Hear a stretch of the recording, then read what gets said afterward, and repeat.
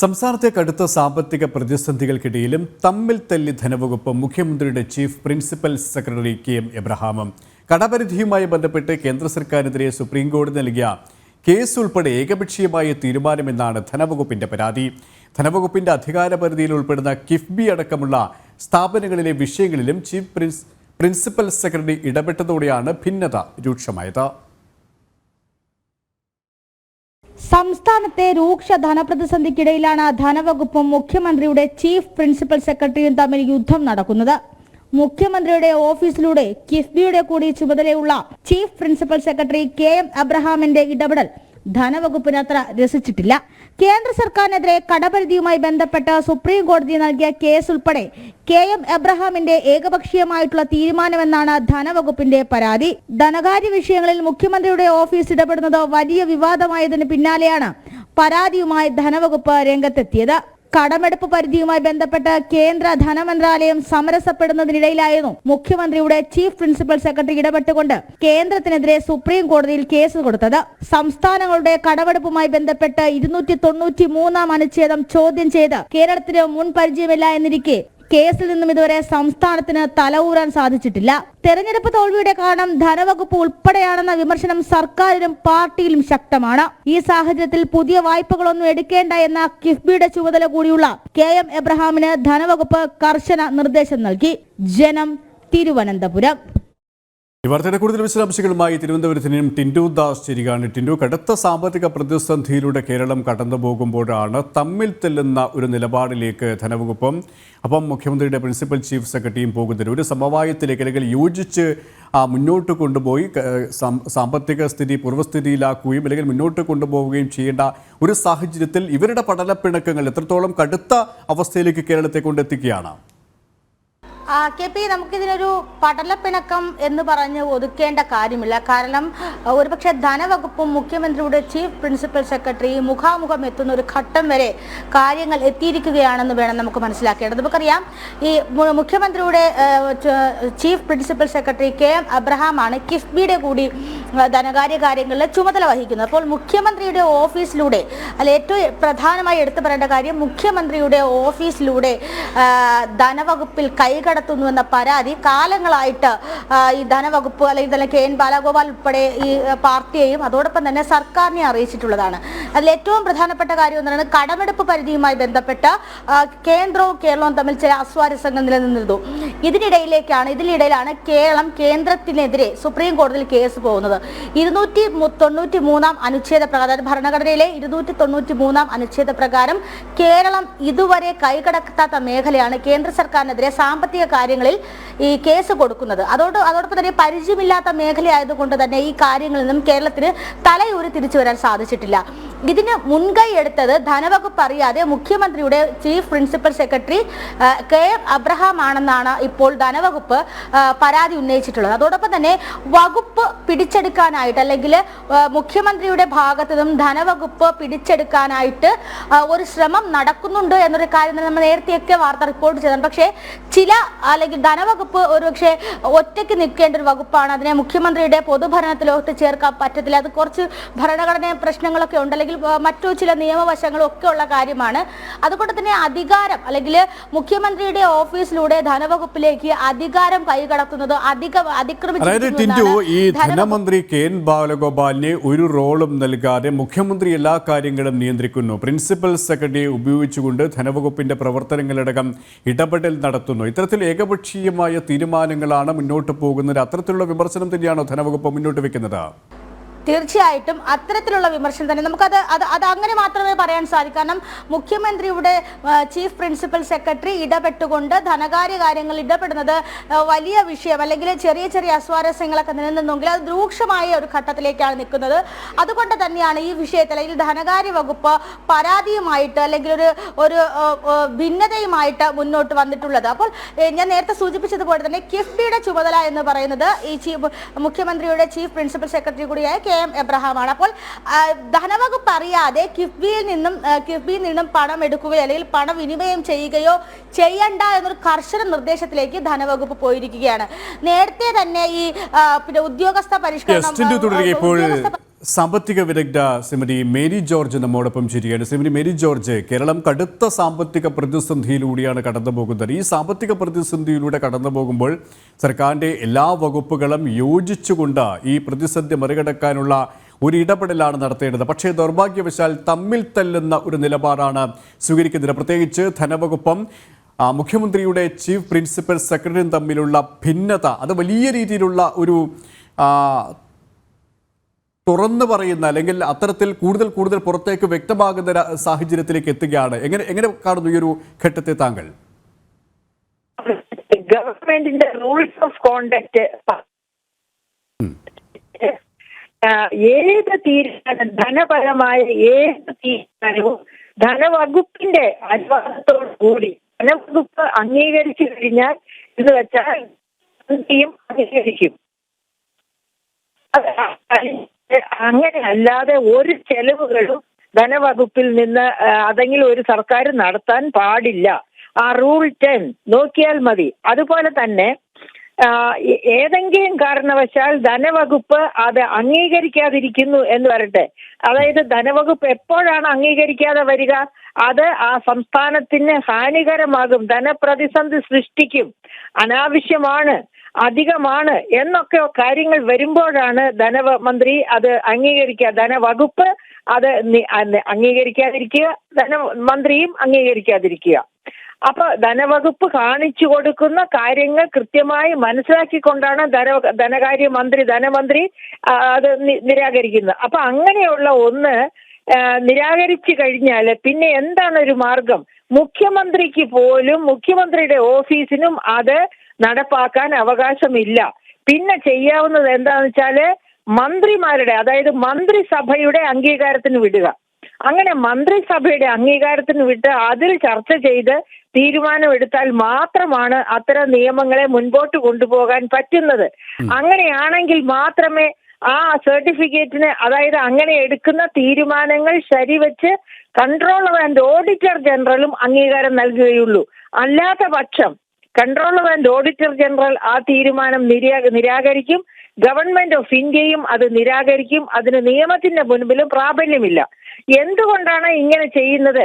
ഏത് ഗവൺമെന്റ് ആണെങ്കിലും, അത് കേന്ദ്ര ഗവൺമെന്റ് ആകട്ടെ സംസ്ഥാന ഗവൺമെന്റ് ആകട്ടെ, ധനവകുപ്പിനാണ് അവകാശം കൊടുത്തിരിക്കുന്നത്. അവരാണ് എല്ലാ വകുപ്പുകളുടെയും ഇത്തരം ചെലവുമായിട്ട് ബന്ധപ്പെട്ട വരുമാനവുമായിട്ടും ചെലവുമായിട്ടും ഇവിടെ മുഖ്യമന്ത്രിയാണ് കാര്യങ്ങൾ നിയന്ത്രിക്കുന്നതിന്റെ അവസ്ഥയാണ് ഇപ്പോൾ എത്തിയിരിക്കുന്നത്. മുഖ്യമന്ത്രിയുടെ നിർദ്ദേശപ്രകാരമാണ് ചീഫ് പ്രിൻസിപ്പൽ സെക്രട്ടറി ഇത്തരത്തിലുള്ള ഇടപെടൽ നടത്തുന്നത്. ഇത് കേരളത്തെ സംബന്ധിച്ചിടത്തോളം, സംസ്ഥാനത്തെ സംബന്ധിച്ചിടത്തോളം പ്രതിസന്ധിയുടെ ആഴം വർദ്ധിപ്പിക്കാനേ ഉപകരിക്കുമല്ലേ? തീർച്ചയായിട്ടും ആഴം വർദ്ധിപ്പിക്കുമെന്ന് മാത്രമല്ല, ഇത്തരം തീരുമാനങ്ങളാണ് എനിക്ക് വലിയ അത്ഭുതമാണ്. ഈ KM എബ്രഹാം വളരെ എഫിഷ്യന്റ് ആയിട്ടുള്ള ഒരു ഓഫീസറായിരുന്നു. അദ്ദേഹം ഫിനാൻസിന്റെ പ്രിൻസിപ്പൽ സെക്രട്ടറി ആയിരുന്ന സമയത്ത്. പക്ഷേ അദ്ദേഹം മുഖ്യമന്ത്രിയുടെ മുൻപിൽ ഓച്ചാനിച്ച് നിന്ന് സംസ്ഥാനത്തിന് ഹാനികരമാകുന്ന ഇത്തരം തീരുമാനങ്ങൾ എടുക്കുന്നു എന്നുള്ളത് കാണുമ്പോൾ തന്നെ അത്ഭുതം തോന്നുകയാണ്. അപ്പോൾ തീർച്ചയായിട്ടും ഇതുപോലെയുള്ള മുൻപോട്ട് പോക്കാണെങ്കിൽ, പഴി മുഴുവൻ ധനമന്ത്രിയുടെ തലയിൽ കെട്ടിവെച്ചുള്ള മുൻപോട്ട് പോക്കാണെങ്കിൽ തീർച്ചയായിട്ടും നമ്മുടെ സംസ്ഥാനം കടക്കണിയിലേക്ക് പോകുമെന്നുള്ളതിന് യാതൊരു സംശയവുമില്ല. ഇപ്പോൾ തന്നെ കിഫ്ബി വഴിയും സോഷ്യൽ സെക്യൂരിറ്റി ഫണ്ട് വഴിയും എടുത്ത 5710 കോടി വീതമാണ് കഴിഞ്ഞ 2 ബജറ്റുകളില്, ഈ വർഷത്തെ ബജറ്റില്, ഇനി വരാനിരിക്കുന്ന പിണറായി വിജയൻ ഗവൺമെന്റ് ബജറ്റില് ഒക്കെയായിട്ട് ഉൾപ്പെടുത്താൻ പോകുന്നത്. അങ്ങനെ ഉൾപ്പെടുത്തുമ്പോൾ നമുക്ക് 3% കടമെടുക്കാനുള്ള, അതായത് GSDPയുടെ 3% കടമെടുക്കാനുള്ള അവകാശത്തിൽ നിന്നാണ് ഈ 5710 കോടി വെട്ടിക്കുറയ്ക്കേണ്ടി വരുന്നത്, നേരത്തെ എടുത്ത കടം. അപ്പൊ അങ്ങനെ വരുമ്പോൾ നമുക്ക് കടമെടുക്കാനുള്ള ശക്തിയും കുറയുന്നു. അതുകൊണ്ടാണ് ധനമന്ത്രി 24,000 കോടിയുടെ ഒരു സ്പെഷ്യൽ പാക്കേജ് ബജറ്റില്, കേന്ദ്ര ബജറ്റിന് നിർമ്മല സീതാരാമൻ അയച്ചത്. പക്ഷെ അതിന് പരിഗണനയൊന്നും കിട്ടിയില്ല. പരിഗണന കിട്ടാത്തത് നമുക്ക് കേന്ദ്രത്തെയും വഴി പറയാൻ ഒക്കില്ല. കാരണം ഓരോ സംസ്ഥാനങ്ങളും ഇഷ്ടം പോലെ ചെലവഴിച്ചിട്ട് സ്പെഷ്യൽ പാക്കേജ് എന്ന് പറഞ്ഞ് ചെന്നാല് അത് നടപ്പാക്കാൻ പറ്റുന്ന കാര്യമല്ല. അത് നമുക്കറിയാം. ഈ ബീഹാറിനും ആന്ധ്രയ്ക്കും സ്പെഷ്യൽ പാക്കേജ് കൊടുത്തതിന്റെ പേരിൽ കേന്ദ്ര ഗവൺമെന്റ് ഇഷ്ടം പോലെ പഴി കേൾക്കുന്നുണ്ട്. ആ സാഹചര്യത്തില് ഈ 24,000 കോടി കേരളം അധികമായി കടമെടുക്കുന്നത് മറ്റ് സംസ്ഥാനങ്ങളുടെ കുറ്റമല്ല. FRBM ആക്ട് അത് അനുവദിക്കുന്നില്ല. Fiscal responsibility and budget management അനുവദിക്കാത്ത കടമെടുപ്പാണ് കേരളം കഴിഞ്ഞ വർഷങ്ങളിൽ നടത്തിയത്. എന്ത് പറഞ്ഞാണ് നടത്തിയത്?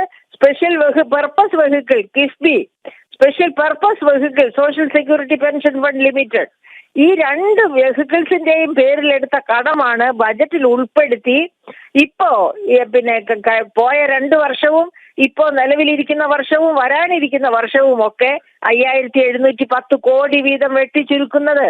അത് കേന്ദ്രത്തെ കുറ്റം പറയാനൊക്കില്ല. കേന്ദ്രത്തിന് ഒരേ നിലപാട് എല്ലാ സംസ്ഥാനങ്ങളോടും പാലിക്കാൻ പറ്റുകയുള്ളൂ. അപ്പൊ തീർച്ചയായിട്ടും മുഖ്യമന്ത്രിയുടെ ഓഫീസ് ഇടപെടുന്നത് ശരിയല്ല. അതുപോലെ താങ്കൾ ഓർക്കുന്നുണ്ടാവും, ഈ ഭരണപരിഷ്കാര കമ്മീഷനെ അപ്പോയിന്റ് ചെയ്തിരുന്നല്ലോ. ആ കമ്മീഷൻ റിപ്പോർട്ട് അവസാനം കൊടുത്ത നിർദ്ദേശങ്ങളിൽ ഒന്ന്, ധനവകുപ്പ് മറ്റു വകുപ്പുകളുടെ ഫിനാൻഷ്യൽ കാര്യങ്ങളിൽ ഇടപെടേണ്ട കാര്യമില്ല. എവിടുന്നാണ് ഇതുപോലെ ഒരു വിഡ്ഢി വകുപ്പ് ഒരു പരിഷ്കാര കമ്മീഷനെ കൊണ്ടുവന്നത് എന്ന് അത്ഭുതം തോന്നും. അവർക്ക് ധനവകുപ്പിനെ പറ്റി ഇന്ത്യയിൽ മാത്രമല്ല ലോകത്തെവിടെയും ധനവകുപ്പ് വളരെ പ്രധാനപ്പെട്ട ഒരു വകുപ്പാണ്. ആ വകുപ്പിനെ ആശ്രയിച്ചാണ് രാജ്യങ്ങൾ കടക്കണിയിലേക്ക് പോകുകയോ പോകാതിരിക്കുകയോ ചെയ്യുന്നത്. സംസ്ഥാനമോ രാജ്യമോ നന്നായി വളരുകയോ വളരാതിരിക്കുകയോ ചെയ്യുന്നത്.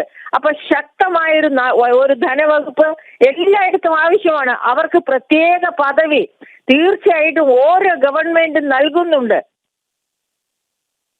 യെസ്, വളരെയധികം നന്ദി ശ്രീമതി മേരി ജോർജ്. ഈ സമയം ഞങ്ങളോട് സഹകരിച്ചതിന് വീണ്ടും ടിൻഡുവിലേക്ക്. ടിൻഡു, ഇത് തന്നെയാണ് ഇത്തരത്തിലുള്ള ഈ വലിയ പ്രതിസന്ധി, ഈ പ്രതിസന്ധിയുടെ ആക്കം വർദ്ധിപ്പിക്കാൻ മാത്രമേ ധനവകുപ്പിൻ്റെയും മുഖ്യമന്ത്രിയുടെയും ഈ ഒരു തർക്കം, അല്ലെങ്കിൽ ചീഫ് പ്രിൻസിപ്പൽ സെക്രട്ടറിയും തമ്മിലുള്ള ഒരു തർക്കം കാരണമാകും. പക്ഷേ ഇവിടെ മുഖ്യമന്ത്രി ഒരു ഏകപക്ഷീയമായ നിലപാടാണ് എല്ലാ കാലത്തും മന്ത്രിസഭയിലായി കഴിഞ്ഞാലും അദ്ദേഹം പാർട്ടി സെക്രട്ടറി ആയി കഴിഞ്ഞാലും മുമ്പ് ഉണ്ടായിരുന്നത്. ഇപ്പോൾ പാർട്ടി സെക്രട്ടറി ഉണ്ടെങ്കിലും പാർട്ടി സംവിധാനങ്ങളുണ്ടെങ്കിലും മുഖ്യമന്ത്രിയുടെ ഏകപക്ഷീയമായ നിലപാട് എന്ന രീതിയിലേക്കാണ് കാര്യങ്ങൾ പോകുന്നത്. പക്ഷേ ഈ തെരഞ്ഞെടുപ്പിലെ അമ്പേ പരാജയത്തിന് ശേഷം പാർട്ടിയിലായാലും മന്ത്രിസഭയിലായാലും ചില തിരുത്തലുകൾ വേണം, അനിവാര്യമാണ് എന്ന വിമർശനമുണ്ടായിരുന്നു. പക്ഷേ ആ വിമർശനങ്ങൾ ഉൾക്കൊണ്ടുകൊണ്ട് മുഖ്യമന്ത്രി ചില തീരുമാനങ്ങൾ എടുക്കുമ്പോൾ അതിൽ ധനവകുപ്പിനെ ഭാഗഭാഗമാക്കുന്നില്ല. അതുകൊണ്ട് തന്നെ തീരുമാനങ്ങൾ ഒന്നും മുന്നോട്ട് പോകുന്നില്ല. അത്തരമൊരു അവസ്ഥയിലേക്കാണ് കാര്യങ്ങൾ എത്തുന്നത്, അല്ലേ?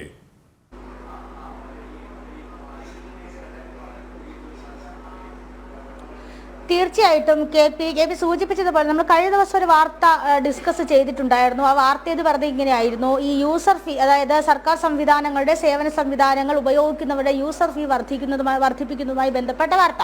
അത് ആദ്യം നൽകിയത് ജനം TV ആണ്. അതോടൊപ്പം തന്നെ ഈ തീരുമാനം എടുത്തത് മുഖ്യമന്ത്രി ഏകപക്ഷീയമായിട്ടെന്നാണുള്ളൊരു വാർത്തയാണ് പുറത്തുവിട്ടത്. അതായത് മുഖ്യമന്ത്രിയുടെ ചീഫ് പ്രിൻസിപ്പൽ സെക്രട്ടറിയാണ് ഈ തീരുമാനങ്ങൾക്കുള്ള നിർദ്ദേശങ്ങൾ തയ്യാറാക്കിയതിനു ശേഷം ഈ മാസം 17-ാം തീയതി ഒരു ഉത്തരവും പുറപ്പെടുവിച്ചു. അതായത് ഇത് നടപ്പിലാക്കാനായിട്ട്. പക്ഷേ ഇവിടെയൊന്നും ഈ ധനവകുപ്പ് ഇത്തരത്തിലുള്ള കാര്യങ്ങൾ, നമുക്കറിയാം, വരുമാനം പിരിച്ച് കിട്ടുന്നത് ധനവകുപ്പ് അറിയാതെ ഖജനാവിലേക്ക് മാറ്റാൻ സാധിക്കില്ല.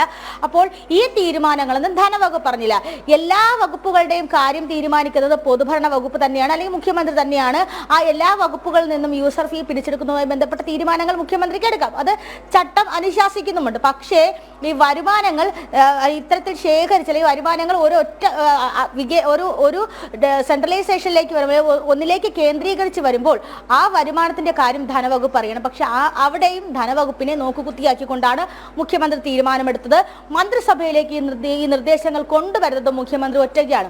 നമുക്കറിയാം, ലോക്സഭാ തെരഞ്ഞെടുപ്പിലെ വലിയ തോൽവി, CPM-ന്റെ അല്ലെങ്കിൽ CPM സർക്കാരിന്റെ അമ്പയുള്ള തോൽവിക്ക് ശേഷം ജനകീയ മുഖം വീണ്ടെടുക്കാൻ വേണ്ടിയിട്ട് ക്ഷേമ പ്രവർത്തനങ്ങൾക്ക് ഊന്നൽ നൽകിക്കൊണ്ടുള്ള പ്രവർത്തനങ്ങൾ നടപ്പിലാക്കണമെന്ന് പാർട്ടിയിൽ തീരുമാനവും, അതോടൊപ്പം തന്നെ സർക്കാരിനെതിരെയും ധനവകുപ്പിനെതിരെ രൂക്ഷമായിട്ടുള്ള വിമർശനവും ഉയർന്നിരുന്നു. ഈ തീരുമാനത്തിൽ നിന്നുകൊണ്ടാണ് ഇത്തരത്തിൽ വരുമാനം കണ്ടെത്തിക്കൊണ്ട് ക്ഷേമ പ്രവർത്തനങ്ങൾ നടപ്പിലാക്കാനെന്ന തീരുമാനത്തിലേക്ക് എത്തുന്നതും അവിടെ നിർദ്ദേശങ്ങൾ തയ്യാറാക്കുമ്പോൾ അവിടെ എന്തായാലും ധനവകുപ്പിനെ അറിയിച്ചിരിക്കണം. അവിടെയും ധനവകുപ്പിനെ അറിയിച്ചില്ല. അതോടൊപ്പമാണ് ഇപ്പോൾ ഒരു കാര്യം പുറത്തു വരുന്നത്. ഈ ധനവകുപ്പിന്റെ കാര്യങ്ങളിലേക്ക് മുഖ്യമന്ത്രിയുടെ ഓഫീസിലൂടെ മുഖ്യമന്ത്രിയുടെ ചീഫ് പ്രിൻസിപ്പൽ സെക്രട്ടറി ഇടപെടുന്നു എന്നുള്ള കാര്യം. അവിടെയാണ് മറ്റു മറുപാരയുമായിട്ട് ധനവകുപ്പ് എത്തിയിരിക്കുന്നത്. ധനവകുപ്പ് പറയുന്നത് വികസന പ്രവർത്തനങ്ങൾക്കല്ല, ക്ഷേമ പ്രവർത്തനങ്ങൾക്ക് ഊന്നൽ നൽകിക്കൊണ്ട് കിഫ്ബിയുടെ പ്രവർത്തനങ്ങളിൽ അധികമായി ചീഫ് പ്രിൻസിപ്പൽ സെക്രട്ടറി ഇടപെടേണ്ടാവുന്ന ഒരു അത് തന്നെയാണ് ടിറ്റു പറഞ്ഞതുപോലെ തന്നെ സംസ്ഥാനത്തെ കടുത്ത സാമ്പത്തിക പ്രതിസന്ധികൾക്കിടയിലാണ് ഈ തമ്മിൽ തല്ല് എന്നതാണ് ശ്രദ്ധേയം. ധനവകുപ്പും മുഖ്യമന്ത്രിയുടെ ചീഫ് പ്രിൻസിപ്പൽ സെക്രട്ടറി KM എബ്രഹാമും തമ്മിലുള്ള ഈ ഒരു പടലപ്പിണക്കം അത് സംസ്ഥാനത്തെ ഒന്നാകെ ബാധിക്കുകയാണ്. പ്രത്യേകിച്ച് കടപരിധിയുമായി ബന്ധപ്പെട്ട് കേന്ദ്ര സർക്കാരിന് സുപ്രീം കോടതി നൽകിയ കേസ് ഉൾപ്പെടെ ഏകപക്ഷീയമായ തീരുമാനമെന്നാണ് ധനവകുപ്പിന്റെ പരാതി. ഇത് വരും ദിവസങ്ങളിൽ പരിഹരിച്ചില്ലെങ്കിൽ കടുത്ത സാമ്പത്തിക പ്രതിസന്ധിയുടെ ആക്കം കൂടുന്ന സാഹചര്യത്തിലേക്ക് സാധാരണക്കാരൻ ഇത് കൂടുതൽ ഇതിൻ്റെ അനന്തരഫലം അനുഭവിക്കേണ്ട ഒരു സ്ഥിതിയിലേക്കാണ് എത്തിച്ചേരുക.